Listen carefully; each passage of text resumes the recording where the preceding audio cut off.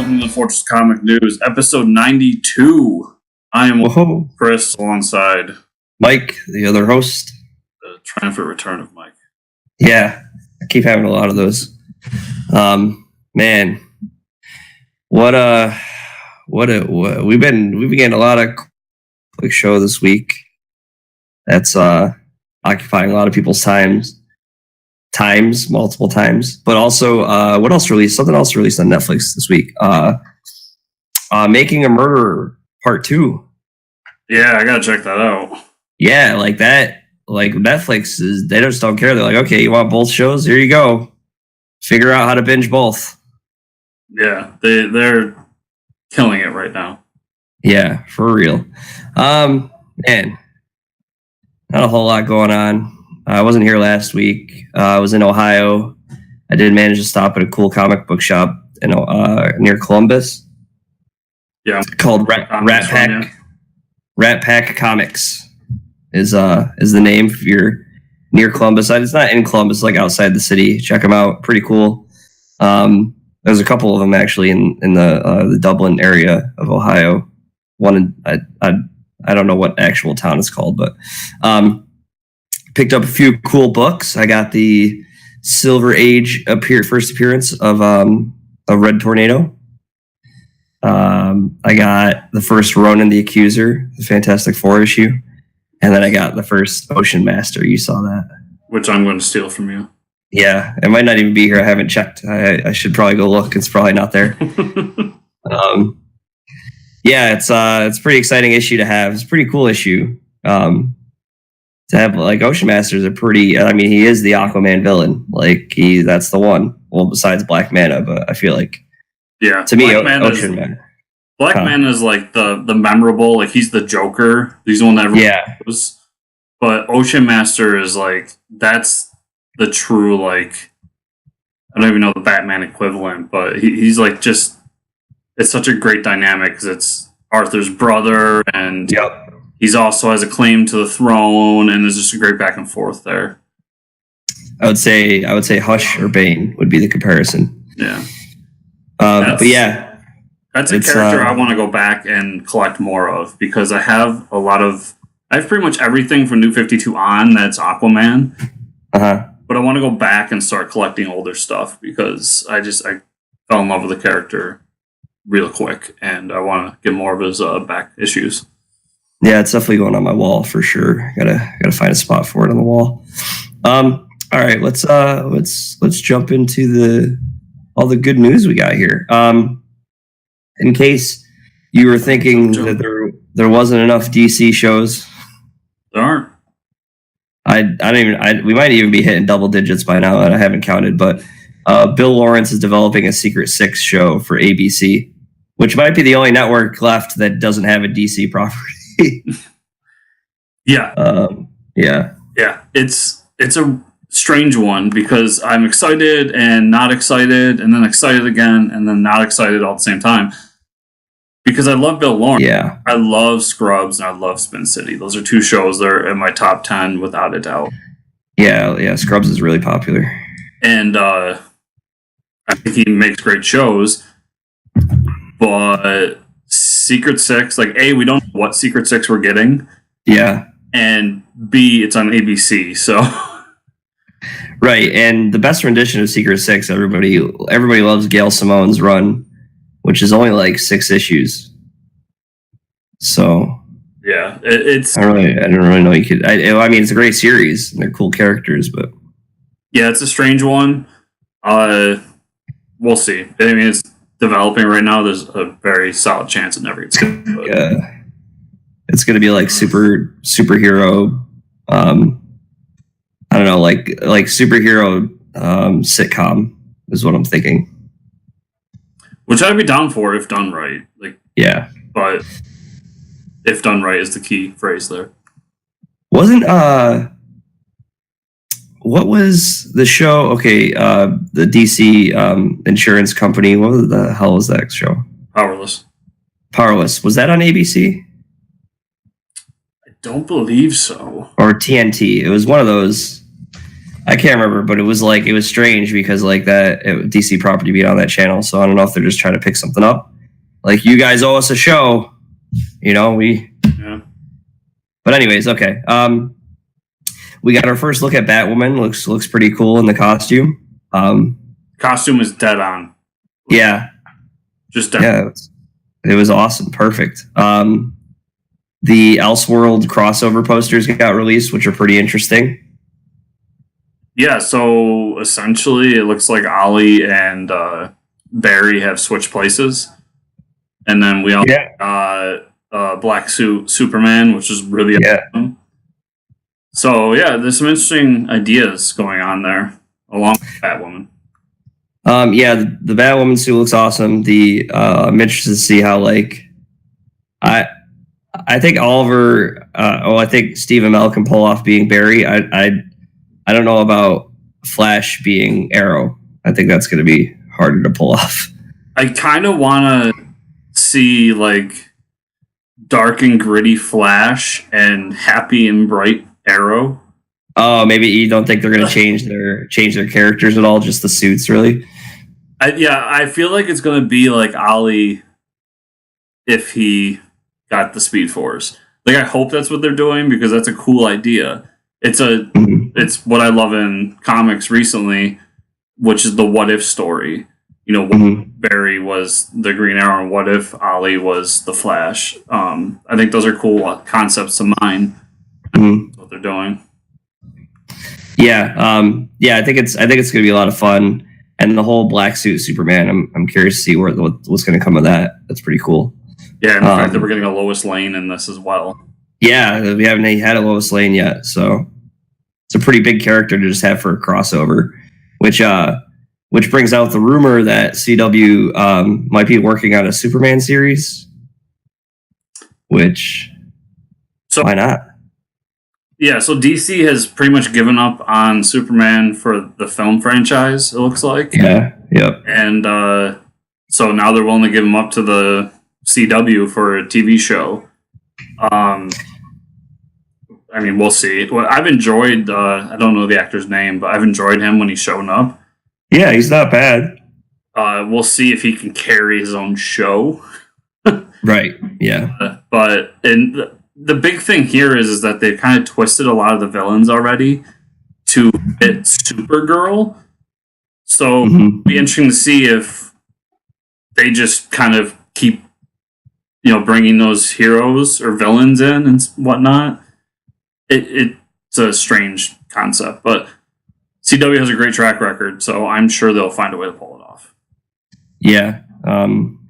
You're right. They kind of, to get another Superman show Supergirl is technically a Superman show. But yeah, so we'll see how that goes. If it's like a Lois Lane, if it's if they go back to the adventures of, I'm about that. Yeah. I love that show. Anyways, okay, so we're getting a couple new stuff from DC while Marvel's cutting some stuff loose. They got rid of Iron Fist and Luke Cage, both canceled by Netflix.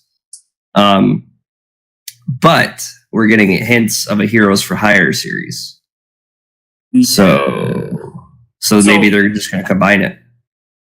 So I haven't finished Iron Fist season 2, to be honest. I think Iron Fist has hands down been the weakest of the Netflix stuff. Yeah. On the other hand, Luke Cage, I stand firm. I think Luke Cage is fantastic. I really enjoy that show, and it's kind of sad to see it go, especially with its emphasis on music and that culture. But my favorite part of Luke Cage season 2 was the team up between him and Iron Fist. So to have them together in a show would be really awesome, and I hope that rumor is what ends up happening. Yeah, that'd be pretty cool. And who knows, maybe that opens the slate for another hero to pop up, like Moon Knight or whoever, Yeah, and I don't think the Defenders, I think that's all done too, right? They're not going to do any more seasons of that. Yeah, they kind of said that they weren't going to do any more seasons of that, which I'm fine with. Defenders, that was kind of Daredevil season 3 for me. And it was fun, but I don't think you can replicate it. It's hard to have that big of a threat again. in that street level style. So I'm not heartbroken by that one. Speaking of Daredevil, did come out this week. I watched the first episode. What episode are you on? I'm on episode 5. Nice. Yeah, I'm probably gonna watch. Gives you a whole catching up of what happened since the incident in the Defenders and where Daredevil's at now. Yeah. And yeah. So for me, it's been a lot of just Daredevil versus Wilson Fisk. I haven't really seen Bullseye pop up yet, which is interesting. Mm-hmm. The character who becomes Bullseye is in it, but Bullseye himself hasn't shown up. So I'll be interested to see how that goes moving forward. It's been really good. My favorite aspect of Daredevil, especially since my original Daredevil is the Kevin Smith run, my favorite aspect's always been his Catholicism and how that affected his heroism going forward, and they're really diving deep into that. So yeah, he's very conflicted about his faith. Yeah, for sure. They talk about that a lot, which is pretty cool. So I'll probably have it finished for next episode, but so far, thumbs up all the way. As far as TV shows, I haven't watched The Walking Dead yet. Have you watched it? I have both episodes. Yeah, there's 2 out, right? Yeah. As of this recording, there's 2. When you guys are listening to this, the third one has dropped. So the first episode was kind of weak. Mm-hmm. It's very much a catch-up because there's a time jump. Okay. And it was kind of a downer. Like, I got really excited for it, and I got it, and not a whole lot happened, and it was just like, I really think you got to come out of the gate in your first episode with a bang, and they failed to do that. Yeah. That being said, the second episode geared up a lot. We got our first hints of the new villain for the season, and the way the second episode is structured, I don't want to spoil it for anybody, is really great and will bring back memories to people who read the comics. I really enjoyed it, and I loved how they ended the second episode. So I think the show moving forward has a bright future because that episode really set up so much and left so many strings lying around that they can pull on. So I really love the second episode. Cool. Yeah, I'll have to catch up on it. I'm still watching right now. I'm watching South Park, and which has been crazy this season. And It's Always Sunny. It's Always Sunny has just been amazing. I never want that show to end. And I'm trying to find a way to watch Titans. I know 2 episodes have come out. Mm-hmm. My big plea to DC is, can you make some apps already? Because I'm not going to watch your TV shows on my phone. Yeah, I know. It's like I can't watch it on my... Yeah, and there's just no apps for anything. So, like, I don't get why you didn't launch with a PlayStation or an Xbox app, or even just, I don't know, like, put it on Amazon channel thing or whatever. Yeah, I can't use my Amazon Fire Stick for it and watch it on my TV. It's like, what is happening? Yeah. I think they fumbled this launch on that. Yeah, like, how do you can't... I mean, for an app to survive, you need to launch it across multiple devices. I mean, that's just how it works. Yeah, so I'm probably going to have to suck it up and watch it on my computer, which I'm not a fan of. Yeah. I know I'm kind of grumpy old man on that one, but... Yeah, I mean, it's hard for me to, like, sit at my desk and watch a show. I'd rather be, like, laying on the couch, full laziness mode. Yeah, I just, spent a lot of money on this nice TV and like to watch stuff on it. And yeah, right. Which brings me to a thing. I did go see Halloween 2 this weekend. Which, first off, like, it's movie theaters. I'm almost like not going to go opening weekends to movies anymore because the amount of talking that goes on in the theater, like the amount of phones that you see, and like my problem. So Halloween, it was good. Okay. There's a lot of nods to the original, which is pretty cool. A lot of Easter eggs if you can find them. But the problem was there was way too much humor. Like there was so much humor that for some scenes, like people would be laughing, like, okay, that joke was funny. but then they immediately go into like a serious scene with like Michael Myers killing someone, and everybody's like still laughing. Like it just perpetuates this. Oh, we're not taking this seriously, and it's like it kind of just like took me out of the whole movie. You know what I mean? Yeah. It was like nobody's taking this seriously. People were just laughing, and like it was just like it just wasn't. I don't know. I think there were some good parts in there, but overall, it's like I don't know. And like you could do humor with horror. Like Get Out is a great example of that. Like Get Out is somewhat humorous and ridiculous of an idea, but like nobody's cracking up through the whole movie. So it's got to be played really well. Like you got to walk that tightrope.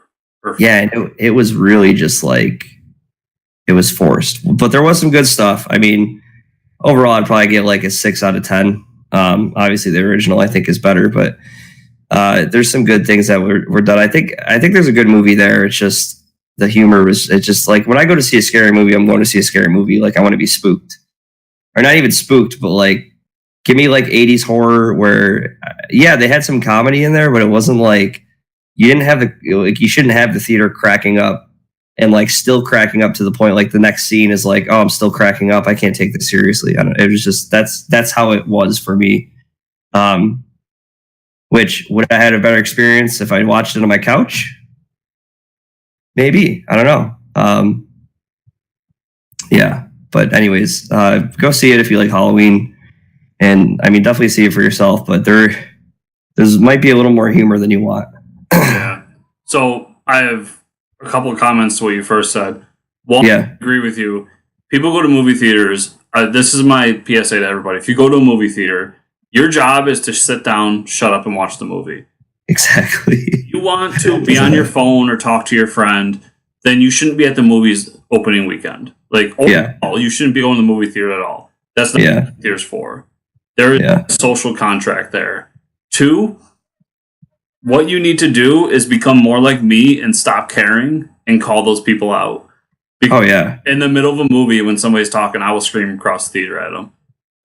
And always my father and my girlfriend both like get so embarrassed, but I'm just like, we're in a pitch black. What are they gonna do? Like, come get me? Yeah. I was actually, I think I talked about it on the podcast when I went to go see the new Conjuring. Mm-hmm. I had to physically get up and go switch theaters with my cousins because it wasn't like 1 or 2 people. It was like a group of 30 people walked in together and we're like laughing and like screaming at the screen. It was like, what is going on? Like they were treating the place like it was their living room. And I was like, okay. Well, I didn't talk about it during, I think it was 2 episodes ago. When I saw Venom, the people next to me were like chatting the whole time. And I looked over, I was like, excuse me, like, I'm trying to watch this. Yeah. and they might have been mad at me or whatever, but it's, you know what, like, I paid too much money to sit here and listen to you talk. Yeah, it's like, I mean, movies are almost the price of a concert ticket. And I'm not going to, like, you wouldn't just be texting, well, I mean, probably some people do that, but, like, you wouldn't just be on your phone or, like, talking to someone while the band's playing right in front of you, but whatever. It's like, I don't get it. Yeah. Anyways, so public service announcement. Grumpy old man minute over. Yeah. Go to our friend Steve is actually he's completely switched over to buying Blu-rays now. So he like refuses to go to the movies, and now he buys Blu-rays because you know what? He gets to keep the copy of the movie for the price of a ticket. And if you get a big enough TV like you have, then what's the difference, right? Yeah, there's a future at some point where it comes out digitally day and day. Mm-hmm. Yeah, I kind of look forward to that day because I would pay lots of money. Yeah, like that. I would pay. Honestly, if it was like day and date and they wanted to charge me what a movie ticket was to just see it the night it comes out, do it just because I don't have to leave my house. Right. Plus, and I don't have other people in the house that I want around. And my stepchildren and girlfriend, I can tell to shut up during the movie. So you could pause it when you got to take a leak. Yeah. So I would gladly welcome that future. And you could bring copious amounts of Taco Bell into your living room and nobody will look at you, give you weird looks. Oh, yeah. And then nobody will like eyeball me when I open up the 20 ounce I snuck in. For me, it's like I start unwrapping a Crunch Wrap and they're looking at me like, did you really just bring Taco Bell into a theater? Like, judge yourself, all right? Okay, movie news. Yeah, Donny Cates' image book, God Country, that I think we've worshipped on this show enough. I think it's 5 or 6 issue series, is being adapted into a live action film written by Donny Cates. Wow. What a crazy idea to have the creator write the screenplay. It's like, someone gets it over an image. They're like, we got this great property. Let's let the writer write a movie about it. I mean, he already did write a movie about it. We talk about the comparison between comic books and movies all the time. So, yeah, Donny Cates, what will we do next? He's probably got a triathlon planned at the end of the year. He's probably going to win the Olympic gold medal, 100-meter dash, and cure cancer all by 2019. It's coming. Just wait. Yeah. Yeah, good for Donny. Like, he works hard and he's just prolific, and I'm in love with him. And right, all this other great stuff. So careful, we'll never get him on the show with those comments, or maybe we will. I don't know. I've never met the guy, so we'll have to find out. You probably didn't pay attention to this, but people out there did. Marvel's been doing this thing on Twitter where they do a live Q&A and stream it on Twitter, and they did one with Ryan Stegman. And in that, somebody asked about how Donny Cates treats his artists, and Stegman made a joke about how he's not allowed to eat unless Donny says so he has to keep drawing to get food. And so now it's just this whole like joke online of like Donny Cates cages Ryan Stegman and forces him to draw Venom all the time. That is awesome. It's fantastic. I like to think that's the way it goes. Yeah, so we talked about how DC was going to pick up James Gunn, because how do you not? And also, speaking of that, I ended up watching the first Scooby-Doo over down while it was on, and someone was like, James Gunn? And I'm like, yeah, like he had a hand in writing the movie. And they're like, what? And I'm like, yeah, that's what we thought when he first got announced for Guardians of the Galaxy. But if you watch that Scooby-Doo movie, man, like it makes perfect sense why they picked him for Guardians of the Galaxy. Like there's so much good stuff in that movie. You look at his IMDb, or and Bigda as we call it. Yeah. He's done some really weird stuff over the years. Yeah, especially tweet stuff. Hey, anyways. No. So DC picked him up. Like this is great. This is like the Marvel versus DC is like we got Bendis, now we got James Gunn. It's moving to the big screen. So we picked up James Gunn, and he's writing the Suicide Squad movie and possibly directing, which is like, dude, yes, like DC got it right. Now the problem is if he's going to direct it and write it, you got to let him have creative. You know what I'm trying to say. Creative control, creative freedom, that one. That's the one. So it's I love that he's jumped over. Like it reminds me of the before we were born days of Marvel and DC when writers would go back and forth, and artists for that matter. But I still am holding hope that he's going to do a Booster Gold Blue Beetle movie that turns into Justice League International. Because that'd be way better than him doing Suicide Squad or any other movie ever. Immediately after this, I'm going to tweet at him and say that. But at the same time, this is a great fit, and if anybody can fix the Suicide Squad, it's James Gunn. I agree. Gibson. Which is like, wow, you're emptying the bottom of the barrel of directors that you have left, Warner Brothers. Like... You didn't even call Kevin Smith. You grabbed the guy who did Passion of the Christ to do your Suicide Squad movie. Oh man, yeah. Anyways, so that's pretty exciting stuff. Yeah.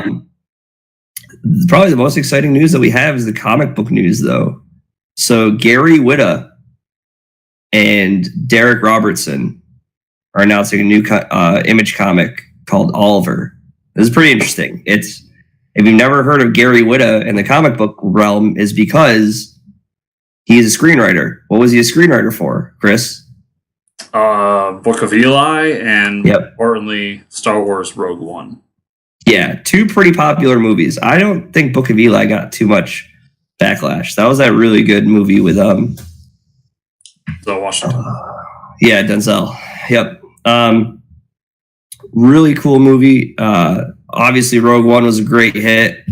Made like $1 billion. So now he's gonna write a comic for Image, and it's Derek Robertson. Everybody knows him from Happy and The Boys and Transmetropolitan. Metro, yeah. Yeah, that one. And then the cool thing is the book is like a post-apocalyptic. It's no pun intended. It's a post-apocalyptic like twist on Oliver Twist, the character. Hence the name Oliver. So that sounds pretty cool. I'll definitely be checking this out. Yeah, as will I. This isn't his first comic either. He did the adaptation of Star Wars The Last Jedi for Marvel as well. Oh, he did? Oh, that's cool. I'm a huge Gary Whitta fan. I was telling Mike before the show, like I knew him before he was a screenwriter because he worked for PC Gaming Magazine. There might be a crossover here in our audience, but he also hosts stuff for Kind of Funny, which I'm a big fan of. I love him. He's an amazing writer. He has a great sense of humor, and it makes sense that he's doing an Oliver Twist. Yeah, Oliver Twist. He's British as fuck. So good on him, and I can't wait to read this. Yeah, it's going to be great. That being said, we're going to get to the comics that we read. For me to be the last couple of weeks, I guess. I'm a little behind on the single issues, only because I read something a little bigger than the single issue. Oh, I thought I had it behind me. I guess I don't. Wonder Woman, Earth 1, Volume 2, written by Grant Morrison, drawn by Yannick Paquette. Wow, it was a great book. It gets it like the first opening pages are like Nazis, so that's awesome. And they introduce the character Uber Fräulein. She's a souped up, blonde-haired Nazi lieutenant, and she's there to take over Themyscira. She ends up submitting to the Amazons and starts living with them, and it all goes bad. Meanwhile, Diana is trying to start like a women's march thing, and the government believes that the women's march is really just like a plot for her to have the women take over the world. It's a little more serious. All the guys have something to say about that, especially the U.S. government. So it's a really interesting story. Really cool because the end of it pushes along to a volume 3. I hope there's going to be a volume 3 because the end, we see Maxwell Lord, and he's developing an army to fight the Amazons or kind of combat them, because they kind of touch on throughout the whole volume that no matter what the U.S. government builds, like the Themyscira technology, the Amazonian technology is way better than what the U.S. government can come up with. So Maxwell Lord develops these like armored suits. I don't know. They haven't announced if they're OMAX because we haven't seen the OMAX for a while. Yeah, it's pretty cool. It was a really good read. I recommend it. And the art is, Yannick is amazing. I have a watercolor painting of Swamp Thing from him on my wall, so I definitely worship that man's art. It's so good. Yeah, it's on my list to do. Yep. So Batman, really quick. Batman this week was it was a fight between. It was really kind of disturbing. It starts off with like KG Beast's father, or it might have been Thomas Wayne. It was either KG Beast's father or Thomas Wayne reading a story to Bruce. They don't really reveal. I think it's KG Beast. But it's like these animals that they team up to like go set out to find food, and all of them are like different animals, and it's drawn like almost like Winnie the Pooh style. It's kind of crazy. Mm-hmm. It's like Clayman doing Winnie the Pooh. and they like fall down this hole.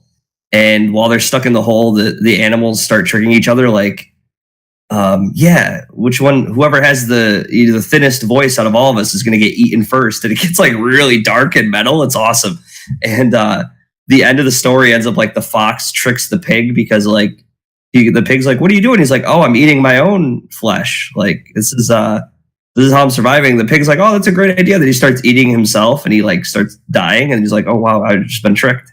And it's like, it was like really dark for a Batman book. I'm like, is this like Happy Tree Friends or, So, but anyways, and then it develops into the story of like, KG Beast and Batman fighting, and the fight, obviously Batman wins. But he breaks KG Beast's neck, but he's only like paralyzed. He's not dead. And he's laying in the snow and he's like, you got to bring me back. You have to bring me help. And he's like, or else you'll never find out who hired me to kill Nightwing. And Batman basically goes like, I'm the world's greatest detective. I'm going to find out who killed him. And he's like, it's like a 100 kilometers walk. So I'm doing it on my own. See ya. Like, it was so savage. He's just like, yeah, just lay in the snow. Bye. He's like, I'm the world's greatest detective. I don't need the info from you. I'll find out. Which was awesome. That was like some all-star Batman cockiness coming out. So that was really cool. And the new Justice League came out. I haven't read that yet. I flipped through it a little bit. It looks pretty cool. Justice League 10, right? Yep. I'm caught up on Justice League Dark and the one shot with Wonder Woman talking about like where her powers came from. It's pretty interesting. I love Detective Chimp, man. I love having Detective Chimp in a book. I just like having all these characters that like Swamp Thing, and how he thinks it's like disturbing that Swamp Thing is like kind of molting, like leaving his flesh everywhere. He's like, well, I need it to be green in here to survive. And he's like, yeah, but don't you have like a different, like, why do you have to keep making copies of your body and putting them everywhere? It's pretty cool. I like that book. So did you read Justice League 10? I did. What'd you think? So this Justice League 10 and Aquaman 41 kind of go together because Aquaman 41 was a tie-in to Justice League 10. Okay.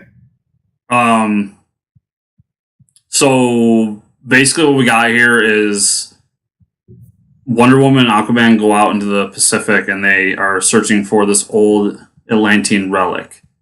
And this is just after Atlantis rose above the sea and is now on the surface. And Mera is queen, and Aquaman actually has no affiliation with them. They find this ship that used to belong to an old Atlantean legend, and it turns out to be a homing beacon. The legend went basically a bunch of alien races came and they were coming to destroy Earth, and this hero found this beacon and sent it out and found people to come save Earth from those alien races. So they upload the beacon and these alien races come. Aquaman thinks they're the ones that have come to save Earth, and he finds out that they are the sea gods for different galaxies. So what? Different versions of Poseidon for different galaxies. And they're the ones that came to destroy Earth. And they do this by raising the water level and poisoning it so that everybody turns into a sea monster. So it's basically like the Trench times 1,000,000. That is cool. This is a setup for what looks like to be a really cool crossover. I'm super excited for it.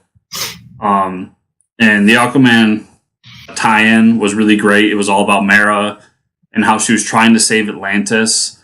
She was using her aquakinesis to hold Atlantis at bay.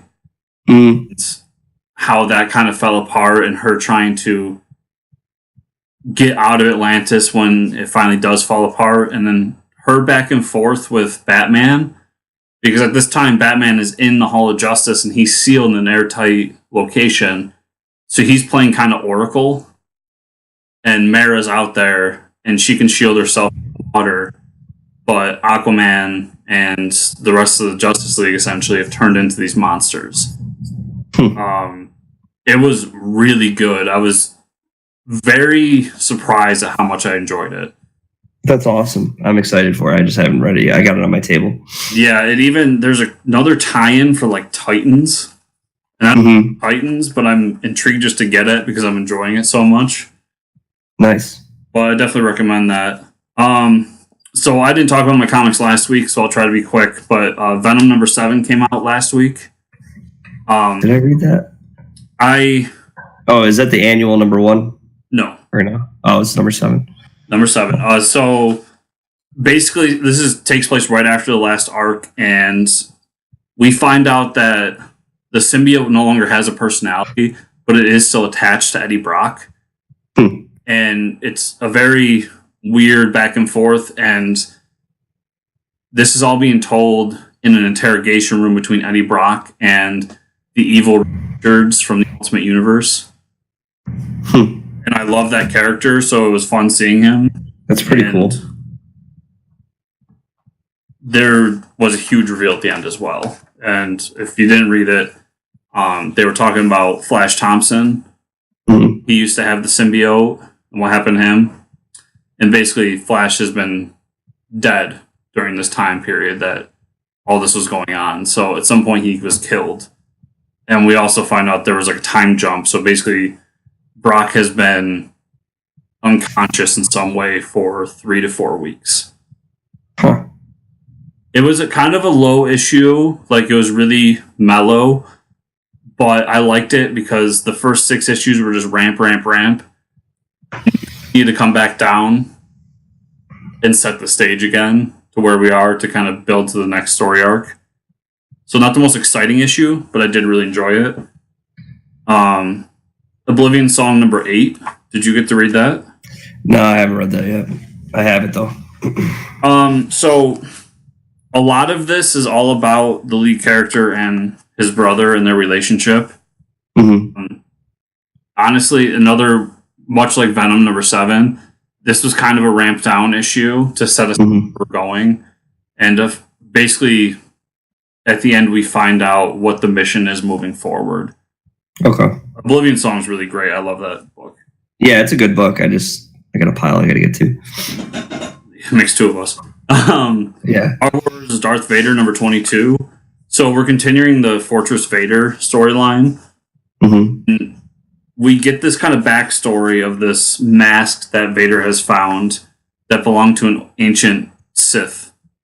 And where the Sith came from and who they were and what they were trying to do. And at the end of the story, we find out that the castle that Vader is creating is actually a beacon to the dark side of the Force. Oh, wow. Created by the Sith years or decades ago. They're like, bro, we already did that. Well, he never was successful in his mission. So that's awesome story. Marvel Zombie. So they brought back Marvel Zombies, but they did it in a cool like one-shot. This takes place years after the Kirkman stuff.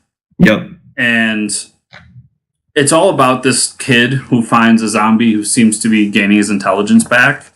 And they both have this like necklace that combines their brainwaves so that they can he can take control of him in some way. And it's basically a story about this little kid becoming friends with this zombie. It was interesting. It was bloody. And we got a Doc Ock with arms sewed in the back of him, so it was pretty fantastic. If you're a Marvel Zombies fan, it was a great addition to that storyline, so I definitely suggest picking it up. And Thor number 6, we get the big fight between Doom and Old Man Thor. If you remember from the last time I talked about this book, Doom is the Sorcerer Supreme, the Iron Fist, the Star Brand, and something else. I forget.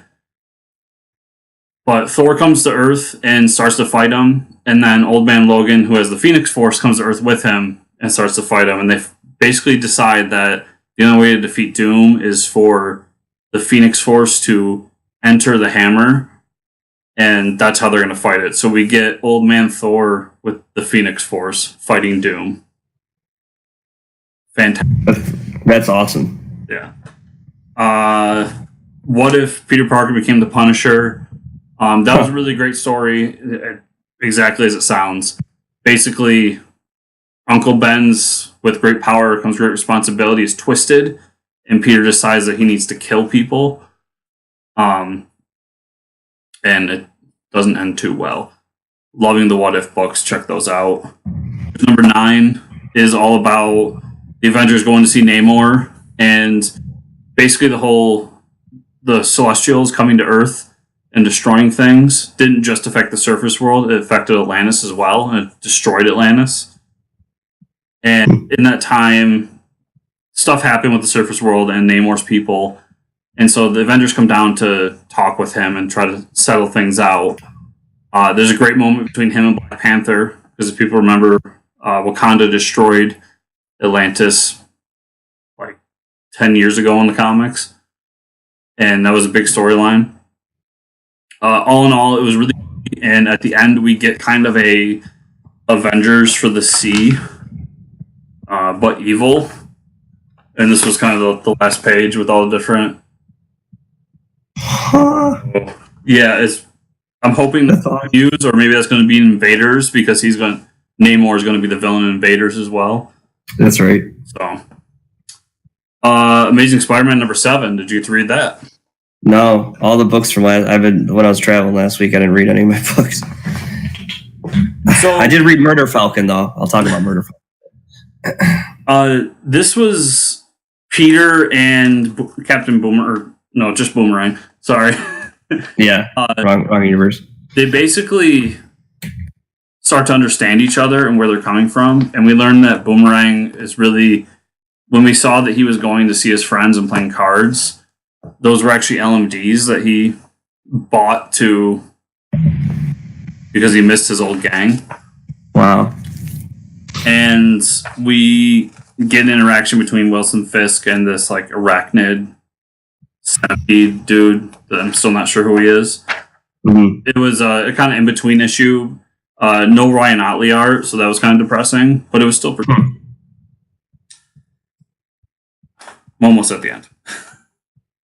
Infinity War number 4, really good, continuing the story, playing a lot with the Infinity Warp stuff, and it's basically Loki going and finding the different heroes who have been combined and finding a way to separate them and picking the ones he needs to create his own team to fight Gamora. Captain America number 4. It was like 2 weeks since I read this, so I don't remember a whole lot. Wasn't that life-changing? Oh, this was... Okay, so they fought... this was Captain America going to save Sharon Carter, and in that, he ends up in a fight with Taskmaster. Oh, nice. And so most of the issue is that fight, and then kind of the backstory of what's going on with this woman that's captured Sharon Carter and what her plan is.